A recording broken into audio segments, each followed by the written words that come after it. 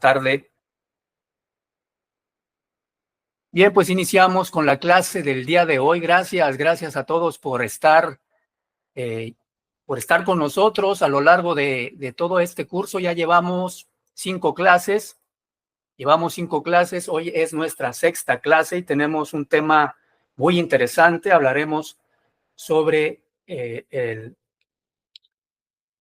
Sí, hablamos en la clase pasada. Vamos a resumir antes porque es importante conectar las clases. Hablamos sobre el ministerio de los profetas y cómo se relaciona su ministerio con el reino de Dios. Ellos eran los portavoces de Dios en su reino para hablar al pueblo de Israel. Vimos que hay 3 momentos en los profetas. Estos 3 momentos ellos hacen un llamado, primero proclaman el pecado, hablan sobre el pecado del pueblo de Israel. Ese es el primer momento. El segundo momento es que llaman al arrepentimiento, a que se arrepientan de esos pecados. Y el tercer momento de los profetas es que determinan o hablan sobre el juicio que vendrá hacia el pueblo de Israel, el juicio de Dios para aquellos que no se arrepienten, que no atienden al llamado del arrepentimiento de sus pecados.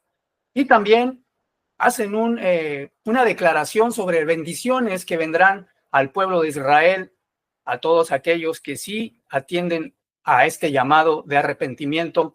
Y es precisamente de esa bendición de que los profetas hablaron, de lo que vamos a hablar hoy, del tema de hoy, que será la restauración del reino.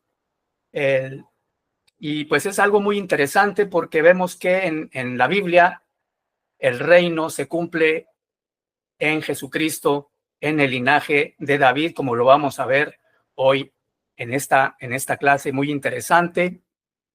Entonces vamos a ver sobre el Mesías y el restablecimiento o la restauración del reino de Dios. Entonces todo se va conectando desde la primera clase hasta esta clase. Toda la palabra de Dios se está conectando y vemos que el protagonista principal en toda la narrativa bíblica, en toda la escritura, desde el Antiguo Testamento, el Génesis, hasta el Nuevo Testamento, hasta el Apocalipsis, nos habla de Jesucristo, de la restauración de su reino. Voy a compartir con ustedes la pantalla para ver el tema del día de hoy, para llevar un estudio más profundo sobre lo que viene siendo la restauración del reino de Dios, la esperanza mesiánica y la restauración del reino. Muy bien, bueno, pues entonces permítanme, vamos a iniciar desde el comienzo. Vamos a leer un poco y vamos a ir explicando lo que vamos leyendo y vamos a ir también dando algunos textos para justificar lo que estamos leyendo. Dice así, vamos a leer esta pequeña introducción acerca de la esperanza como pilar escatológico.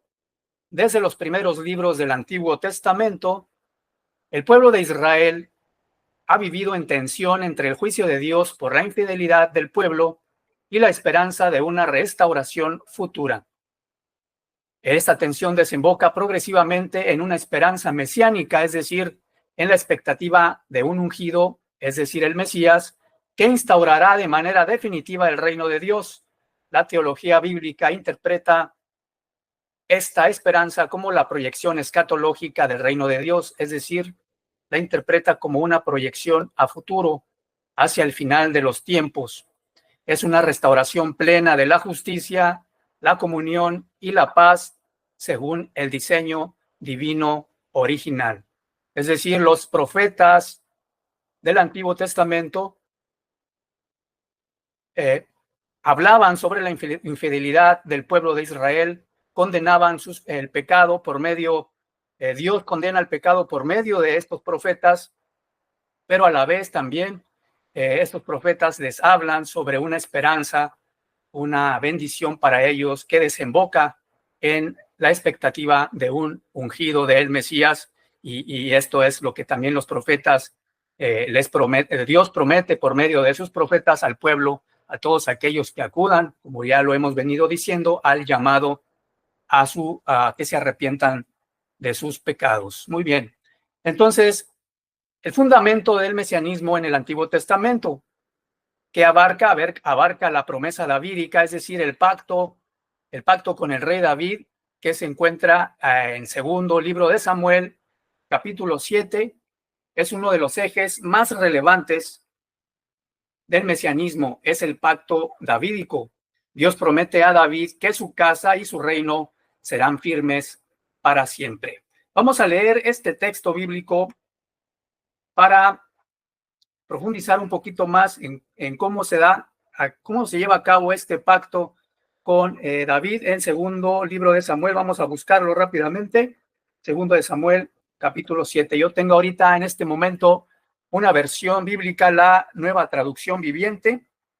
Me gusta mucho porque es una Biblia, el texto es muy claro y el texto además es de la crítica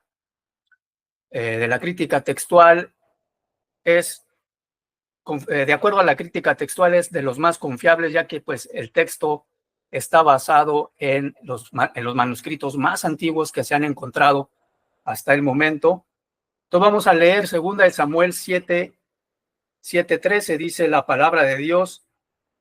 Vamos a leer desde el 12 para entender un poquito más el contexto. Dice, pues cuando mueras, hablando Dios a David, y seas enterrado con tus antepasados, levantaré a uno de tus hijos, de tu propia descendencia, y fortaleceré su reino.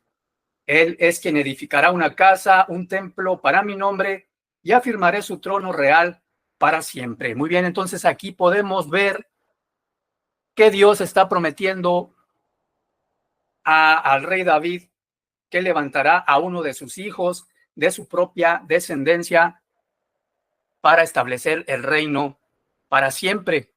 Uno podría estar pensando que está hablando, que se está refiriendo Dios a el rey Salomón, porque el rey Salomón es hijo de David.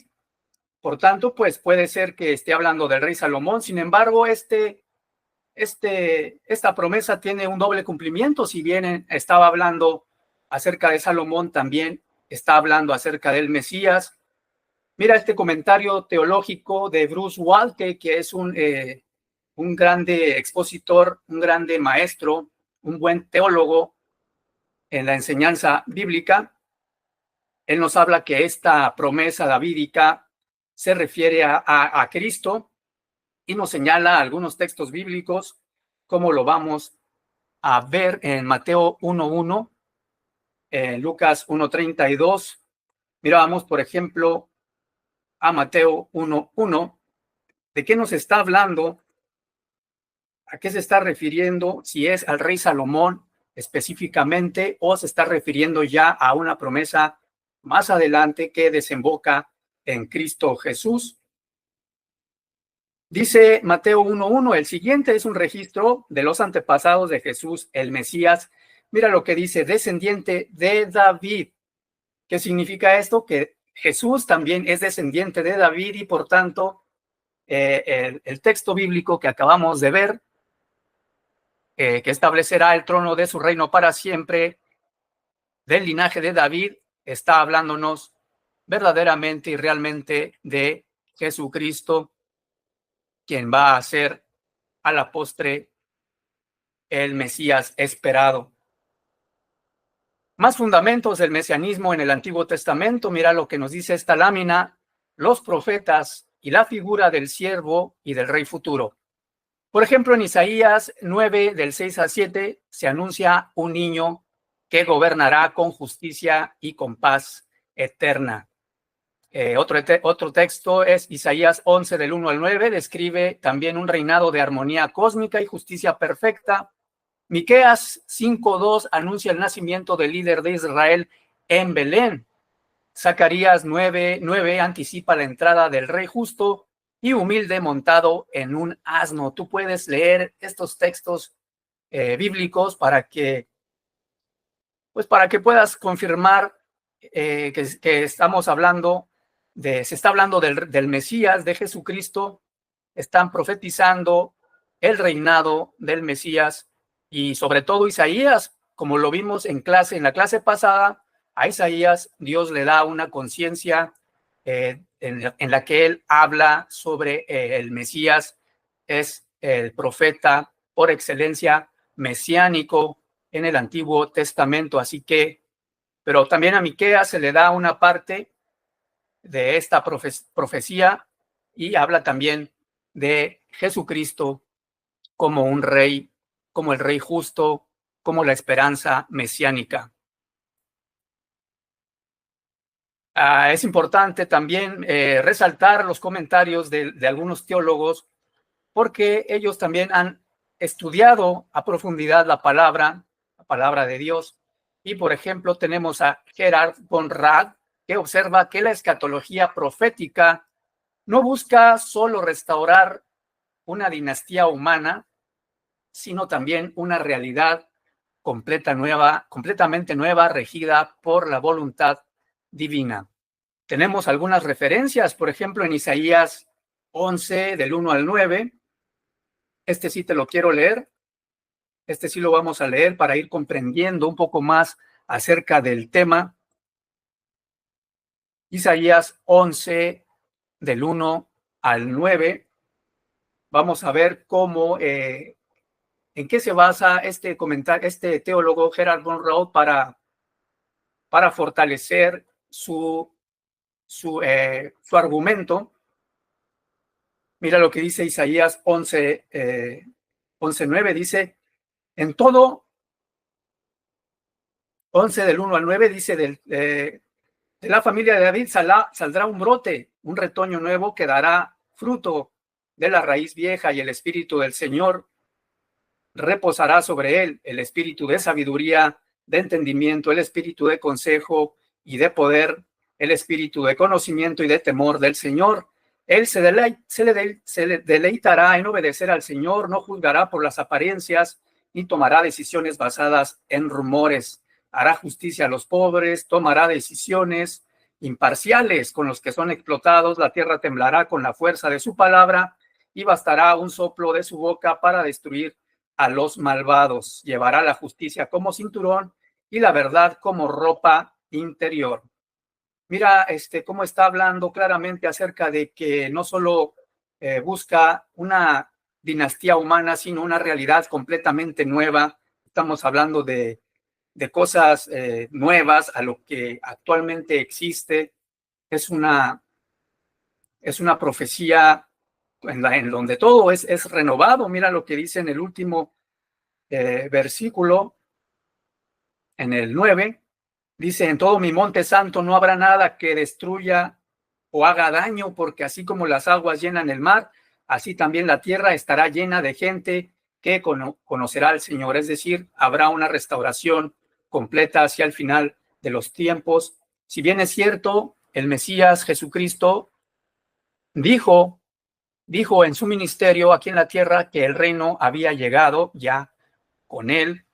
Hay que esperar aún una renovación completa de la tierra, que ya la restauración se lleve a cabo en toda su totalidad, porque la tierra también sufre de daños a causa del pecado, como lo vamos a ver más adelante en algunos textos bíblicos que por aquí tenemos preparados.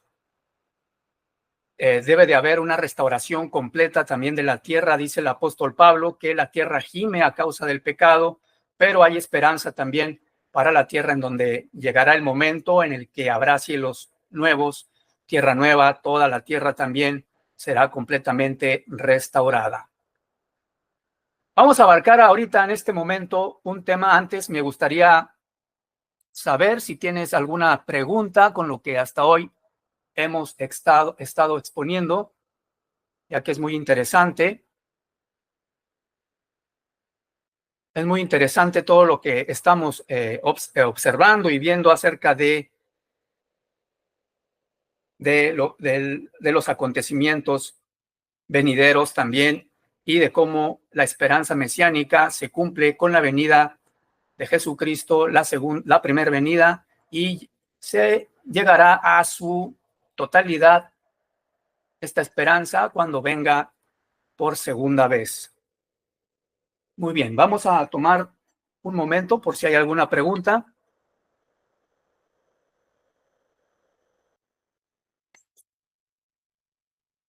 Muy bien, pues todo muy bien hasta el momento, gracias. Vamos a seguir compartiendo nuestro tema de hoy.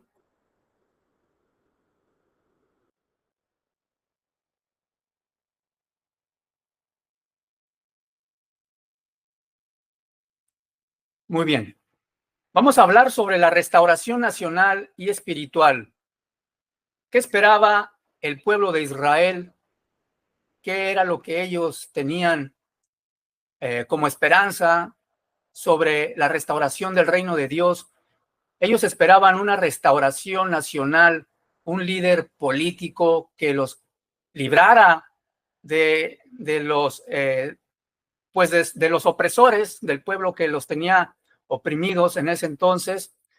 Y vamos a leer lo que dice aquí, es muy interesante. Mira, el exilio babilónico llevó al pueblo de Israel a replantear el significado del reino, sí, porque ellos esperaban un reino, un rey que los sacara que venciera a sus oponentes, así como en la época de David y de Salomón, que peleaban contra los pueblos adversarios, y que pues así esperaban ellos un rey en ese entonces.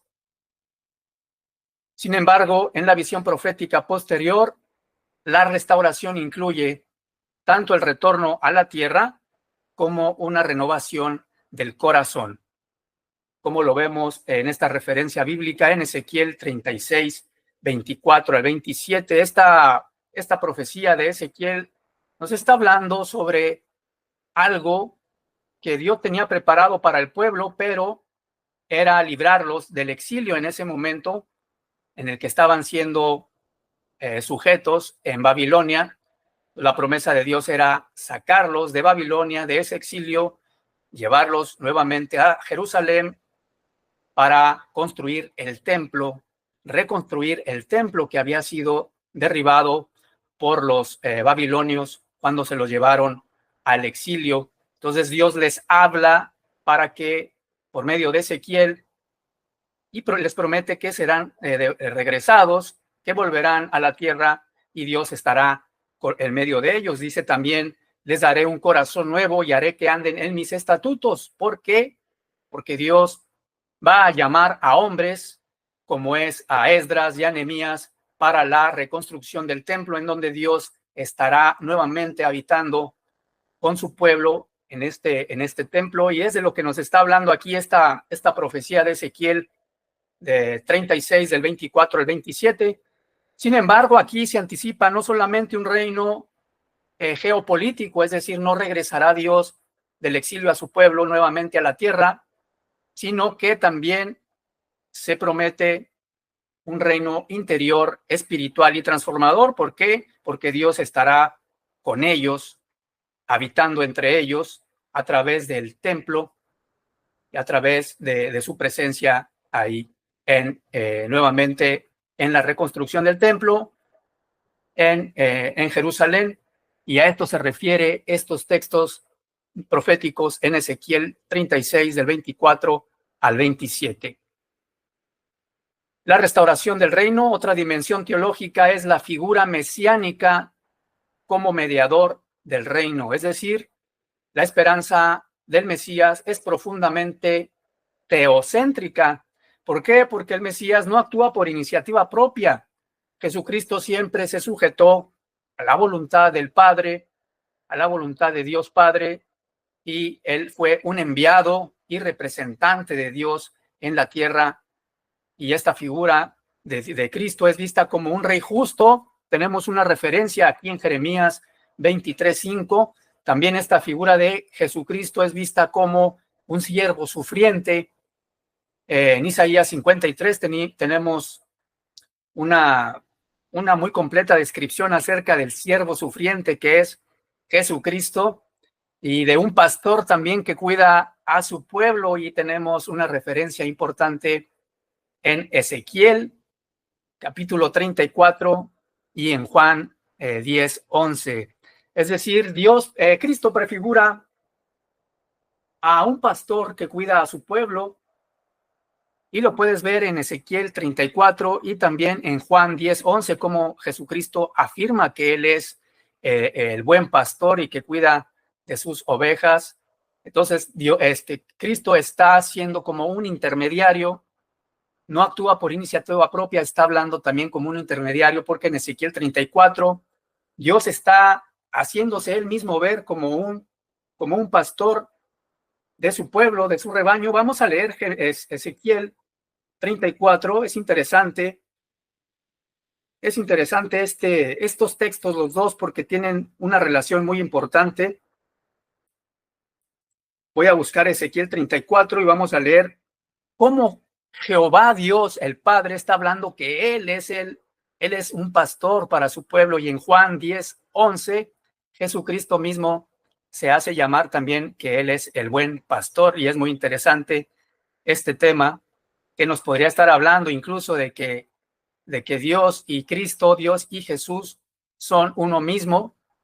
Sin embargo, no es el tema de hoy. Vamos a abarcar un poco más este tema en clases posteriores. Hoy vamos a enfocarnos en el tema de la esperanza mesiánica y la restauración del reino. Dice en Ezequiel 34:11 en adelante, esto dice el Señor soberano: yo mismo saldré a buscar a mis ovejas, dice Dios Todopoderoso, y las encontraré. Seré como un pastor que busca al rebaño esparcido.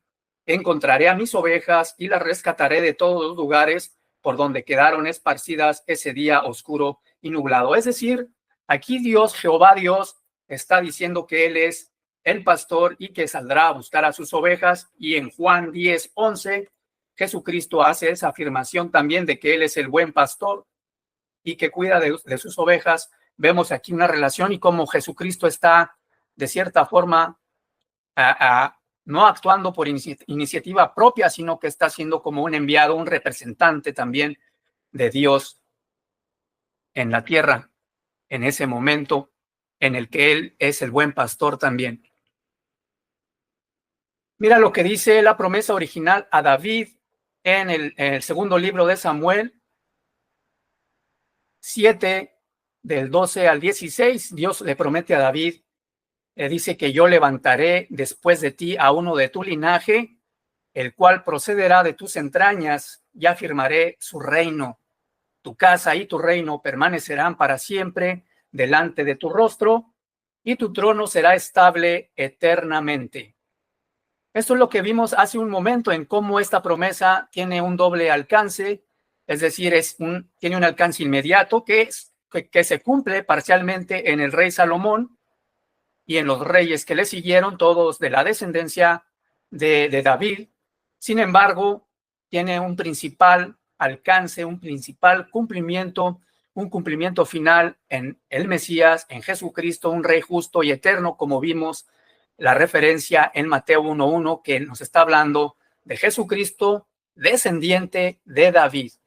Está siendo muy claro el texto en decirnos que Jesucristo es descendiente de David también. No solamente es Salomón y los demás reyes, sino que Jesucristo es el principal descendiente en el que se cumplirá este reino justo, un reino prometido, un reino perpetuo para siempre. Y bueno, mira cómo se cumple en el Nuevo Testamento, y lo vamos a ver en esta lámina. Jesucristo es el cumplimiento del Mesías esperado. El Nuevo Testamento interpreta las promesas mesiánicas como cumplidas en Jesucristo, aunque no en términos nacionalistas, sino en clave de reino eterno.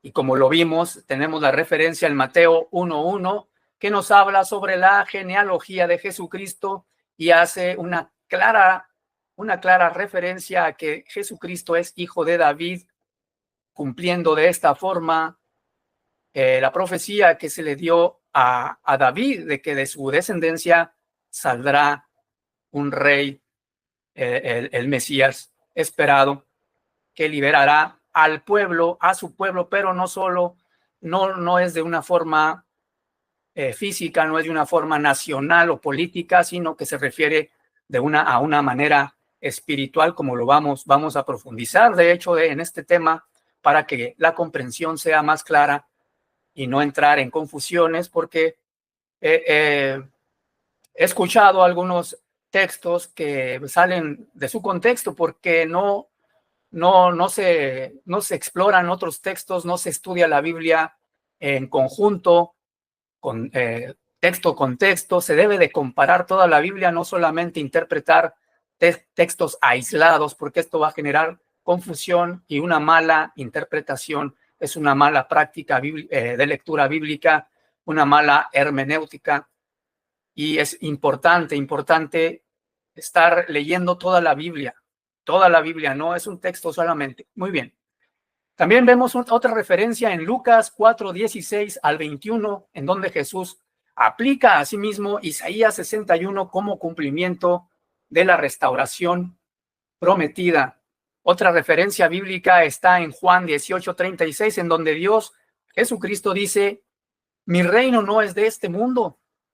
¿Y a qué se refiere a que su reino no era de este mundo? Que no sigue los lineamientos de los reyes, del sistema monárquico que había en el mundo en esa época, de los pueblos, de los demás pueblos. No seguía ese sistema, no seguía ese lineamiento. El reino de Dios es otra cosa, es espiritual, es distinto. Por eso hace esta afirmación: mi reino no es de este mundo. A eso se refiere cuando Jesucristo hace mención de esta palabra: mi reino no es de este mundo. Estos textos pues los vamos a dejar aquí, no los voy a leer porque sí tenemos que abarcar algunos temas importantes, pero la clase se queda grabada. El material, pues como ya sabes, lo estaré compartiendo para que puedas tener un estudio más profundo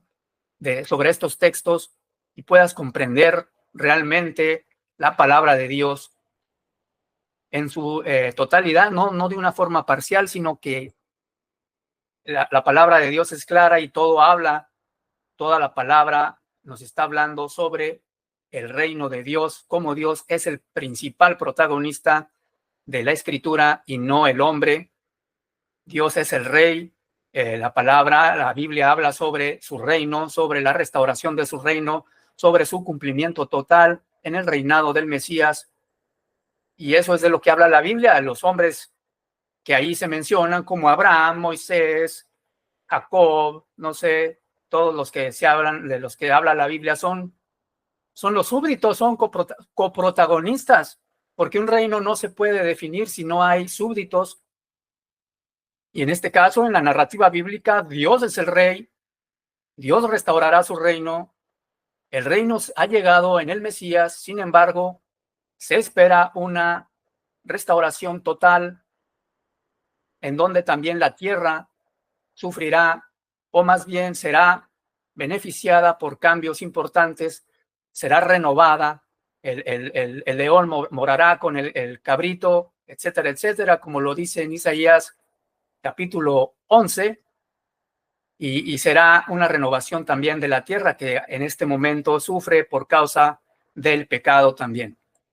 Un importante comentario teológico es de N.T. Wright, que subraya que el reino de Dios inaugurado por Jesús es una nueva realidad escatológica que rompe el medio de la historia, que comenzó con su primera venida y se consumará en su regreso. Y es de lo que hemos venido hablando a lo largo de todo este tiempo. que el reino de Dios será inaugurado por Jesús en una nueva realidad escatológica, es decir, en un futuro, hacia el final de los tiempos, Jesús reinará en su totalidad, en donde, como hemos hablado, habrá una restauración también de la tierra y habrá una nueva, cielos nuevos, tierra nueva, como lo dice en el libro del Apocalipsis, ya en el final, al final de la Biblia. En eso se consumará el reino de Dios en su segunda venida.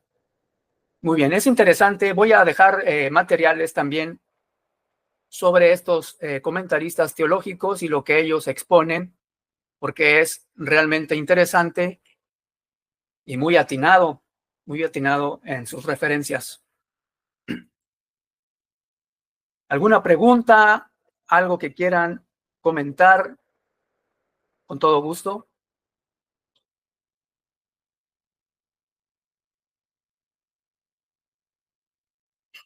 Bien, pues continuamos. Continuamos con el tema y vamos a hablar sobre el cumplimiento de la restauración del reino en el Nuevo Testamento. El reino como ya, pero todavía no. Es muy interesante observar este concepto porque dice, Jesús proclama que el reino ha llegado. En Mateo 12:28 tenemos una referencia importante. En Marcos 1:15 también, Jesucristo afirma que ya el reino está presente, que el reino ha llegado, que el reino se acerca. Pero también en Mateo 6:10, Jesucristo en su oración, en cómo él está enseñando a sus discípulos a orar, les dice, venga tu reino. Es decir, aquí está haciendo una referencia a que venga el reino también, no solamente que ya está, sino que espera también una venida del reino, es decir, un cumplimiento en su totalidad. Y se le llama tensión escatológica, y es esencial en la teología bíblica porque ya está presente en la vida, muerte y resurrección de Cristo, pero todavía no se manifiesta plenamente hasta su segunda venida, en donde también la tierra tendrá una transformación. Y me gustaría leer ese texto en Romanos 8:22 para dejar muy en claro que también debe de haber una restauración de la tierra, de todo lo que hay en la tierra, y no solamente es espiritual en el hombre, sino de que la tierra misma toda tiene que también gozar de una transformación. Vamos a ver este texto en Romanos 8:22 y también hay otras referencias en Hechos, libro de los Hechos 3:21 y en Isaías 24 del 4 al 6. Pero mira lo que dice en Romanos 8:22, que es el que voy a leer en este momento. Dice, sabemos que hasta el día de hoy toda la creación gime de angustia como si tuviera dolores de parto. Un versículo anterior dice, la creación espera el día en que será liberada de la muerte y la descomposición y se unirá a la gloria de los hijos de Dios. Entonces hay esperanza también para toda la creación. Todo lo que hay en la tierra no solamente es una esperanza de una forma espiritual en el ser humano, sino que también la tierra gozará de bendición que se visualizará en un alivio de la tierra, va a gozar también de la gloria de Dios. Muy bien, puedes leer estos otros textos, estas otras referencias que hablan también acerca del tema. ¿Cuáles son algunas aplicaciones teológicas contemporáneas? Es decir, ¿de qué forma podemos aplicar el día de hoy el reino de Dios? ¿Cómo vive el reino de Dios en nosotros en este momento, en la iglesia, en los fieles, en las personas que obedecen a Dios en su palabra? ¿Cuáles son las aplicaciones de estos tiempos? Dice, el reino como esperanza activa.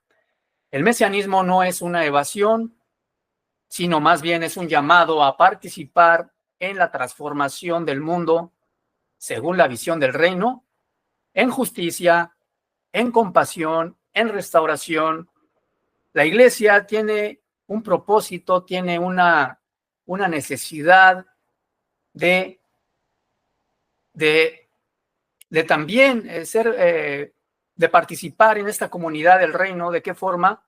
Pues la iglesia es llamada a vivir como anticipación escatológica, es decir, a no esperar a más tiempo, al final de los tiempos, sino que es momento de actuar y de ser partícipes del reino. Dice el apóstol Pablo en una de sus epístolas, me parece que es en Colosenses, en Filipenses, nuestra ciudadanía, dice, no es de este mundo, está en los cielos, en donde esperamos a nuestro Señor y Salvador Jesucristo. Es decir, entonces, como ciudadanos del reino de los cielos, pues debemos de actuar también como hijos de Dios, obedeciendo, así como Jesucristo vino a enseñar en la tierra cómo debemos vivir, cómo debemos ser, actuar, así debemos seguir ese ejemplo. Dice el apóstol Pablo en primera los Corintios 11, dice, sed imitadores de mí, así como yo soy de Cristo. Entonces nos está invitando a ser imitadores también de Jesucristo, así como Él fue, esa humildad que Él mostró, esa obediencia al Padre que Él siempre mostró, a ser sabios también en nuestras decisiones y siempre a depender de Dios, no actuar por nuestra propia cuenta, como Jesucristo mismo hizo referencia en algún momento. Él obedece la voluntad del Padre. Así es como un hijo de Dios debe de comportarse. Entonces la iglesia debe de vivir de esta forma, encarnando los valores del Mesías. Tenemos una referencia muy importante en el libro, en la primera epístola de Pedro, capítulo 2, versículo 9. Mira, la voy a leer porque es interesante y es importante que nosotros tengamos este conocimiento, porque muchas de las veces decimos, si Cristo ya murió por mis pecados, bueno, pues yo ya puedo hacer lo que quiera, ya Él pagó y yo pues estoy salvo gracias a su amor, a su sacrificio, y no es así. Tenemos una misión, una visión que debemos de llevar a cabo también. Mira lo que dice Primera de Pedro, capítulo 2, versículo 9, dice, ustedes, hablándole a la iglesia, a la comunidad cristiana, en ese entonces Pedro le habló a una comunidad judía, pero una comunidad judía cristiana, una comunidad judía que ya seguía al Mesías, y les dice, ustedes no son así, es decir, no tienen pecado, o sea, no son desobedientes porque son un pueblo elegido ya, son sacerdotes del rey, una nación santa, posesión exclusiva de Dios. Por eso pueden mostrar a otros la bondad de Dios, pues Él los ha llamado a salir de oscuridad y entrar en su luz maravillosa. Y esta es el llamado hacia todos los fieles creyentes. Y en ese tiempo, pues, Pedro hacía esta exhortación a la iglesia, porque era parte también, la comunidad al que él se dirigió es parte del cuerpo de Cristo, es decir, la iglesia. Muy bien, entonces esa es la función que debe de cumplir todo miembro de la iglesia, todo aquel que es parte del cuerpo de Cristo. Los discípulos de Jesús, mira, esto es interesante porque los discípulos en el primer siglo, en la época de Jesús, tenían una expectativa acerca del Mesías. No tenían, ellos no creían en un Mesías como ahora lo creemos. Ellos creían, como ya lo hemos venido hablando, esperaban un Mesías que los liberara de la opresión en ese entonces que ellos tenían acerca del pueblo romano, de todos sus líderes, y esperaban un líder, alguien que los liberara de esa opresión. Y por ejemplo, mira lo que dice la lámina, esperaban la restauración del reino de Israel en términos políticos, territoriales y nacionales, como en la época de David y Salomón.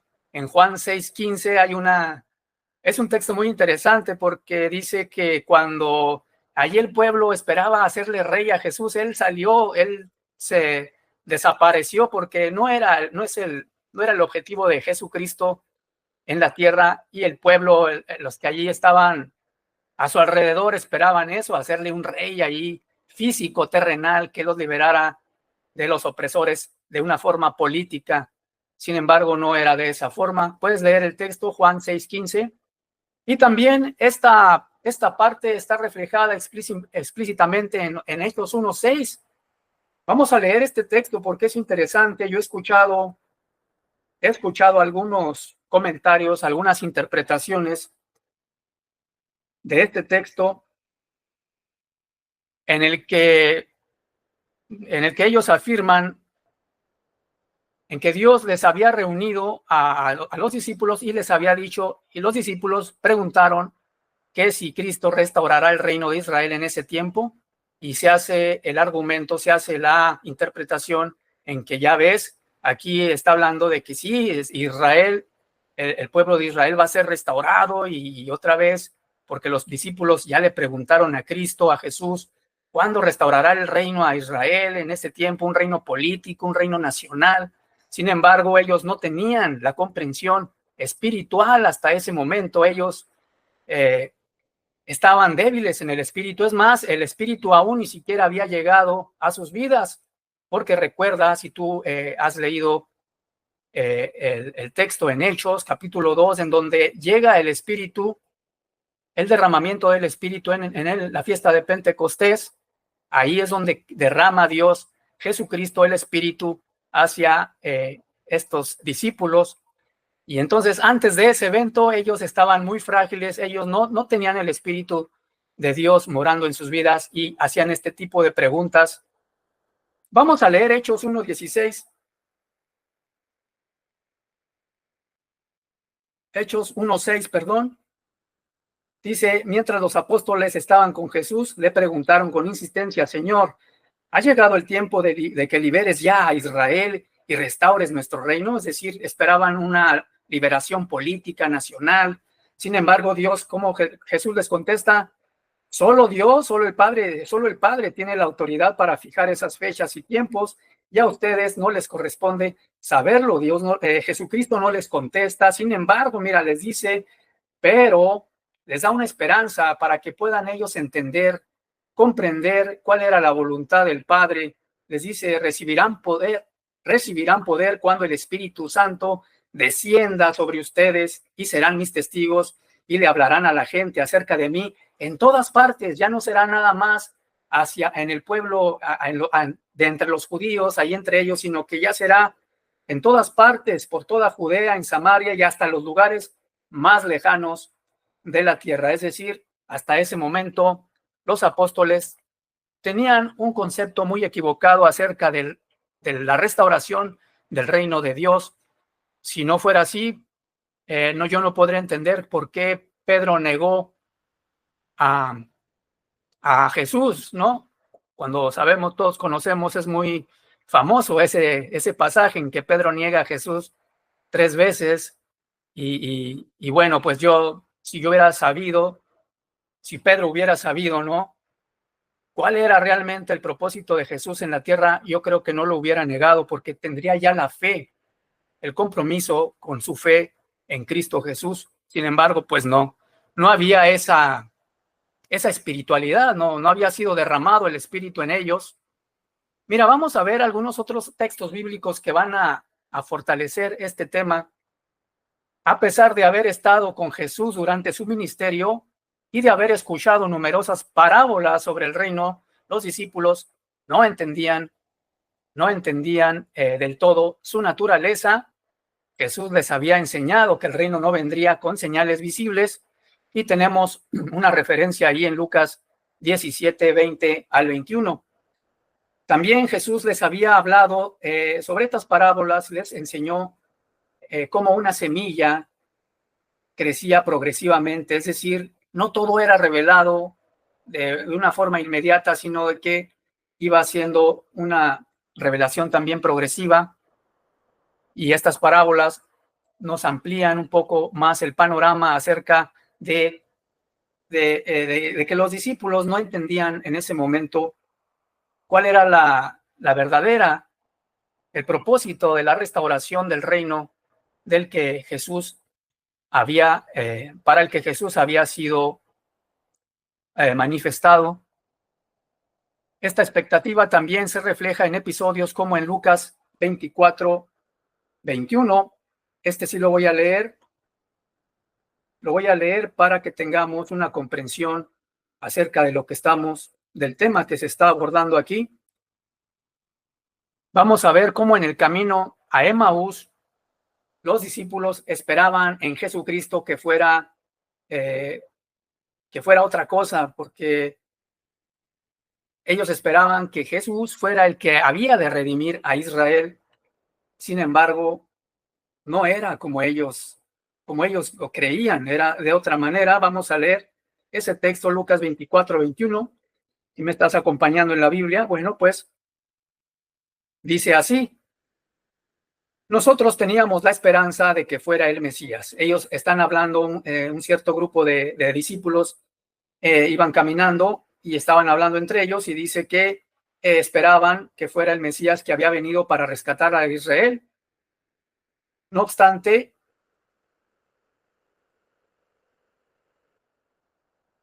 también Jesús más adelante podemos ver cómo Jesús les dijo: qué necios son, les cuesta tanto creer todo lo que los profetas escribieron en las Escrituras.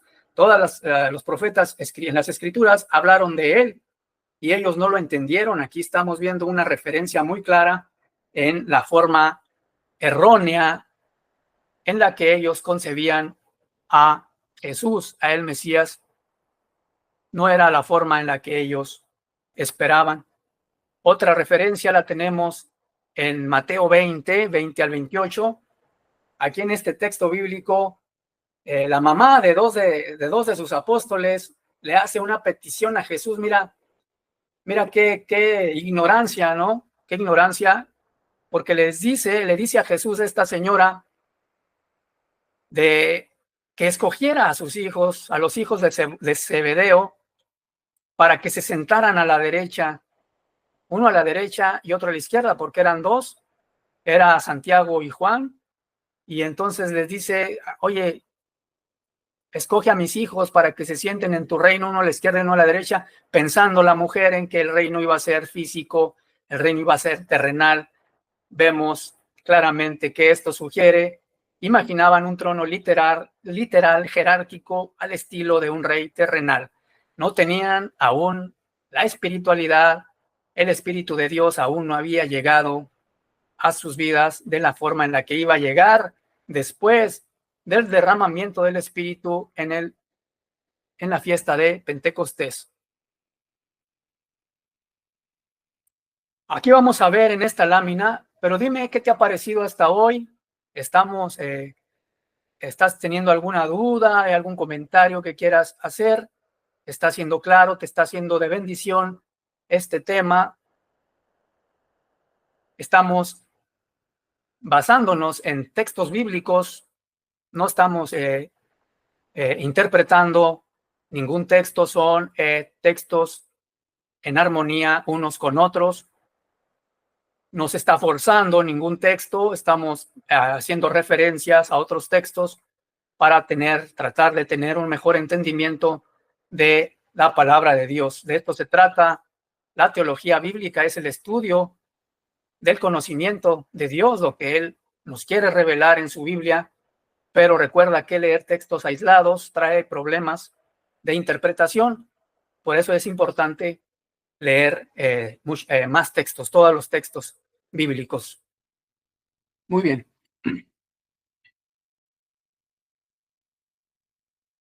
Vamos a seguir adelante. Tenemos ya poco tiempo, 15 minutos para terminar. Si no hay ninguna pregunta, entonces continuamos. Mira de qué forma se transforma el entendimiento de los discípulos con la llegada del Espíritu Santo en Pentecostés.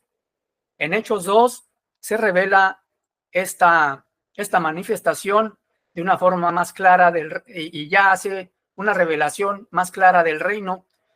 Pedro, en su sermón, en Hechos 2, ya no habla de un trono literal en Jerusalén, mira qué importante, sino del reinado de Cristo entronizado a la diestra de Dios. Qué diferencia, ¿no? Vamos a seguir viendo. En Hechos 2, 33 al 36, se cumplen así las promesas davídicas de forma escatológica y espiritual, no de una forma nacional. Esto demuestra que el Espíritu Santo reconfiguró radicalmente su comprensión del reino. Ya no se limita a Israel, sino que se expande a todas las naciones, como lo acabamos de leer en el texto de Hechos 1, 8, en donde serán testigos del poder de Dios en todas las naciones, no nada más en Samaria o en Judea, sino en los demás lugares, en el resto del mundo. Y ya no es un reinado político, sino es un reino del Espíritu. Esta es una referencia, podemos ver una referencia ahí en Romanos 14, 17, en donde el apóstol Pablo, pues, ya aclara de que es también un reino del Espíritu. Ya no es algo exclusivamente futuro, sino también una realidad presente en Cristo. Es decir, como lo hemos visto, es una realidad que ya es en Cristo Jesús, el reino ha llegado, como Él lo dice. Sin embargo, también hay una esperanza a futuro en que se restaure por completo, en su totalidad, este reino de Dios. Y Colosenses 1:13 es una referencia que nos habla de que la realidad está presente en Cristo, y ya hemos visto también pasajes en los que nos habla de que también hay una restauración total en un futuro en donde también la tierra gozará de cambios, de buenos cambios para una convivencia sana en donde ya no habrá pecado ni más maldad.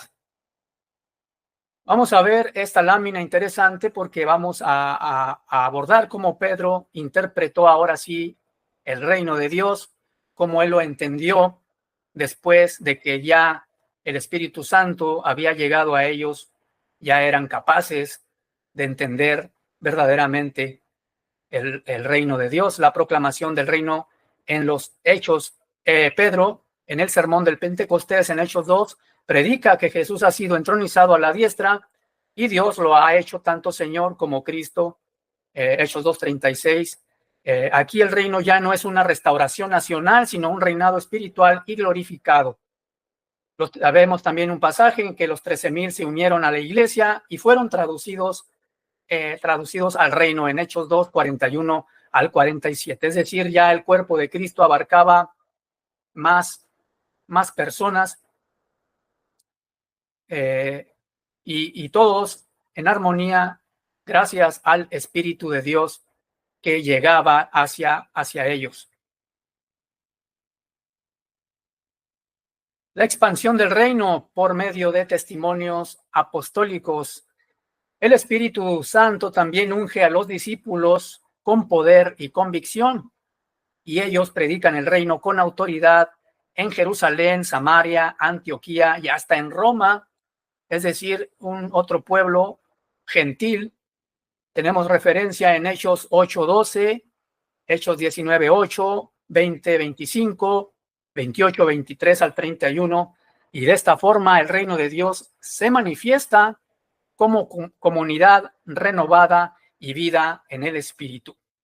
Quiero leer uno para reafirmar más este tema en cómo el Evangelio se expande, el Espíritu Santo de Dios es el protagonista y se expande el Evangelio a otras naciones, y de esta forma ya se entiende el reino de Dios, cómo va a ser, cómo es la restauración del reino. Ya no es nacional, ya no es geopolítica, ya es en el Espíritu, y en donde Jesús es el Rey que estará gobernando. Voy a leer solamente uno. Vamos a escoger Hechos 20:25 para leerlo y que nos quede un poco ya más claro este tema. ¿Tienes alguna pregunta? Gracias. Gracias, Ángel, por estar con nosotros. Y bueno, pues entonces, si no hay pregunta, leemos el texto en Hechos 20.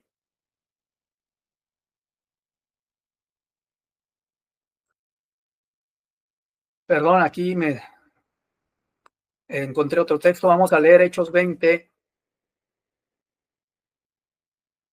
25, en donde pues es una referencia en cómo se proclama el reino en otros lugares.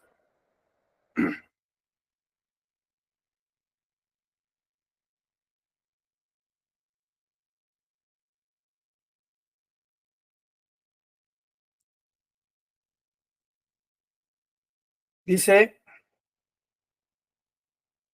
bueno, no habla específicamente de otros lugares, pero sin embargo, pues aquí Pablo ya está en Éfeso, llevando el evangelio y pues está proclamando por medio del Espíritu Santo el reino, la restauración del reino de Dios. Esta lámina también es interesante.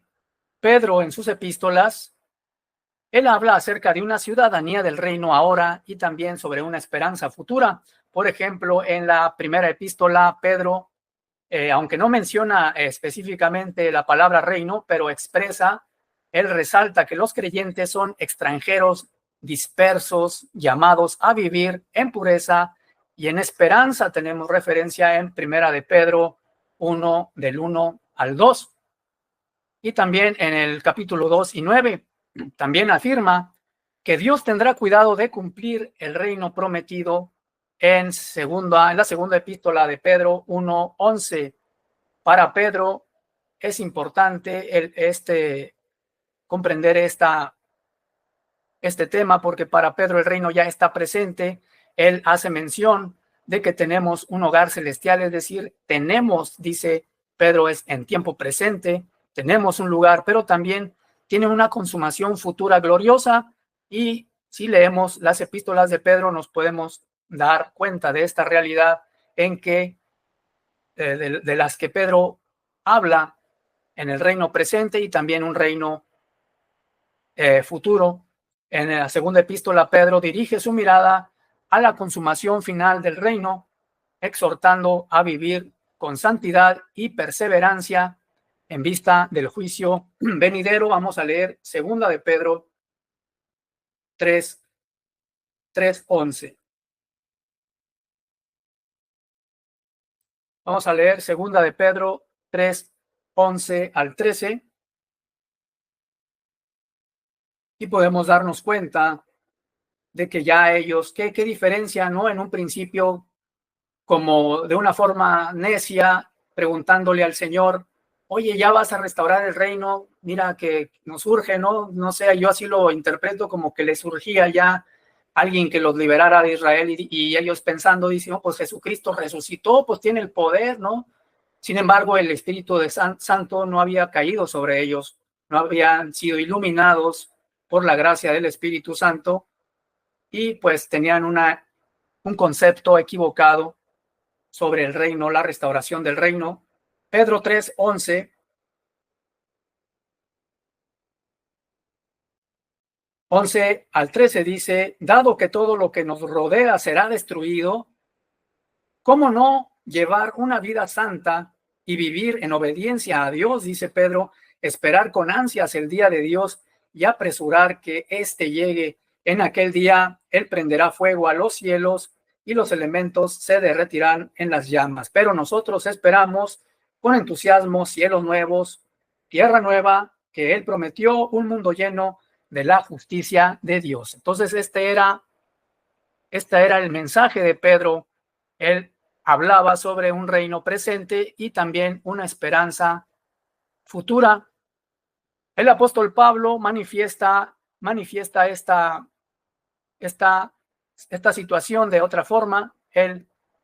Pablo en múltiples ocasiones describe el reino como presente en la vida comunitaria, es decir, el reino de Dios no es comida ni bebida, es todo lo que él veía a los pueblos a los que él iba, las ciudades que visitaba, veía ciertas cosas y él les hablaba conforme a lo que él veía, pero lo relacionaba con el reino de Dios. Decía, no es comida, no es bebida, es justicia, es paz, es gozo en el Espíritu Santo. Romanos 14:17 y en Colosenses 1:13, afirmar que Dios nos trasladó del dominio de las tinieblas al reino de su Hijo muestra que pertenecer al reino significa ser rescatado espiritualmente. También habla sobre el futuro del reino, del ya, pero aún no. Pablo combina la experiencia actual con la esperanza futura también de participación plena en la restauración final. Vemos una referencia en la primera carta a los Corintios 15 y en la primera carta a los Tesalonicenses 4:16-17. Y de esta forma es como la restauración del reino de Dios se lleva a cabo. La esperanza mesiánica es llevada a cabo también. No es de una forma nacional como la esperaban los discípulos en el tiempo en el que Jesús estuvo entre ellos, sino es ya como ellos lo expresaron en sus epístolas, como se expresa en el libro de los Hechos de los Apóstoles. Este libro histórico es muy interesante para comprender cómo el reino de Dios se restaura, cómo se manifiesta en la vida de todos los creyentes, a donde los discípulos llevaron el mensaje, el evangelio de la resurrección, de la muerte, de la vida, muerte y resurrección de Jesucristo y todo lo que eso conlleva para nuestro futuro, para nuestra esperanza en Cristo Jesús. Y pues bueno, esto ha sido la clase de hoy. ¿Qué te pareció? Ya se cumple la hora y bueno, pues no sé si haya por ahí algún comentario. Ángel, gracias por acompañarnos. Y bueno, pues este estudio, esta clase se quedará grabada y la estaremos compartiendo en el grupo para que puedas también, si te surge alguna duda, puedes revisar nuevamente los textos bíblicos, que es muy importante. Y hago otra vez la invitación a no dejar de leer, de estudiar la palabra.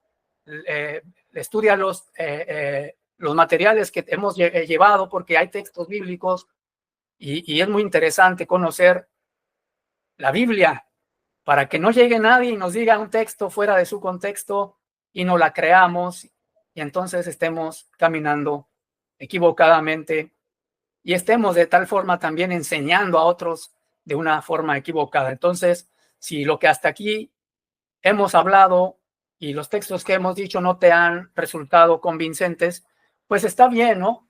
Estamos en el derecho de dudar, pero tenemos la Biblia y tenemos otras fuentes externas en las que nos podemos apoyar para comparar y que el Espíritu Santo de Dios que mora en tu vida, si crees en Cristo, ilumine tu entendimiento y puedas llegar a ese conocimiento al que Dios nos llama a conocer.